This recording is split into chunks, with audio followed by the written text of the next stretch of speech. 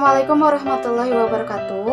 Perkenalkan, saya Lucy Nursyaada dengan NIM 1901734 dari kelas PKN 2019B. Nah, di video ini saya akan membahas mengenai komunikasi politik di era disrupsi. Nah, pertama-tama kita akan membahas dulu apa itu era disrupsi. Nah, disrupsi adalah sebuah era terjadinya inovasi atau perubahan yang besar-besaran secara fundamental yang mengubah semua sistem, tatanan, dan landscape yang ada menjadi hal-hal yang baru. Dalam dunia industri komunikasi, fenomena ini dicirikan dengan meleburnya batas berbagai jenis media massa konvensional seperti televisi, radio, majalah, yang dimana media-media tersebut melebur menjadi satu dalam satu kesatuan, yaitu di teknologi internet.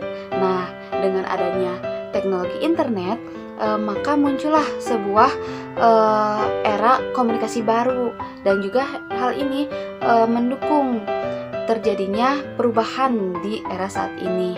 Dalam hal ini sangat berpengaruh juga ke dalam sebuah komunikasi politik, yang dimana secara sederhananya komunikasi politik ini adalah sebuah proses atau sebuah produksi dan efek suatu informasi entah dari media atau interpersonal dengan konteks politik.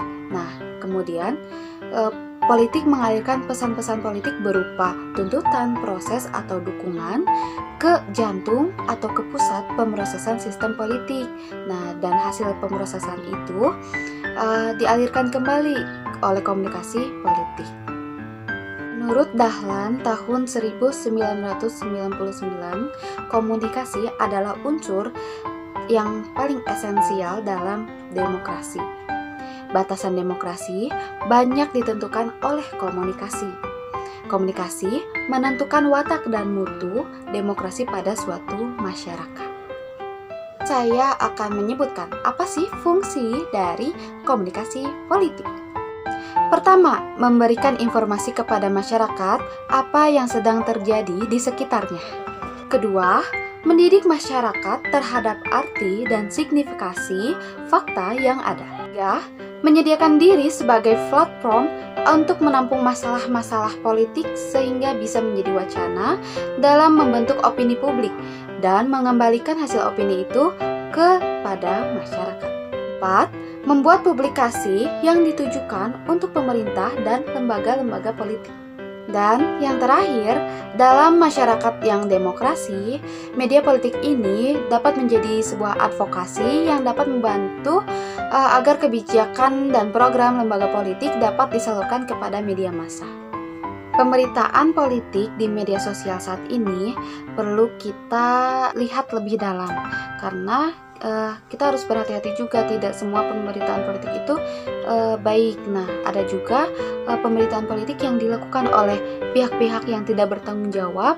Nah, pihak-pihak tersebut memberikan sebuah pemberitaan yang negatif yang bisa jadi menjadi pemberitaan bohong atau hoax, atau menimbulkan provokasi hingga menyangkut pautkan hal-hal yang sensitif seperti SARA. Sekian pembahasan mengenai komunikasi politik di era disrupsi.